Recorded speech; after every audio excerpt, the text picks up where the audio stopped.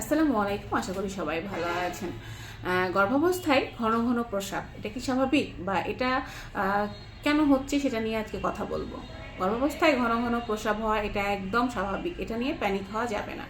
গর্ভাবস্থায় প্রথম 3 মাস এবং লাস্টের দিকে 3 মাস এই অসুবিধাটা বেশি দেখা দেয়। তার কারণটি হচ্ছে গর্ভাবস্থায় প্রথম 3 মাস শরীরে বিভিন্ন রকম হরমোনের চেঞ্জ হয়, যে চেঞ্জটা বিভিন্ন মাধ্যমে শরীরের মাধ্যমে প্রকাশ পায়। যেমনটি হচ্ছে ঘন ঘন প্রস্রাব হওয়া, দেখা যাচ্ছে যে প্রস্রাবের থলিটি ভর্তি হওয়ার আগেই আপনার প্রস্রাবের চাপ অনুভূত হচ্ছে। এটা কিন্তু একদম নর্মাল, এটার সাথে আপনাকে মানিয়ে নিতে হবে। এবং গর্ভাবস্থায় পুরো সময়টা জুড়ে দেখা যাচ্ছে যে বাচ্চাটি জরায়ুটি বড় হতে থাকে। বাচ্চাটি যেহেতু জরায়ুটি বড় হতে থাকে এবং ওই জরায়ুটি যখন বড় হয় সেটি প্রস্রাবের থলির ওপরে চাপ দেয়, যার কারণে ঘন ঘন প্রস্রাব অনুভূত হয়।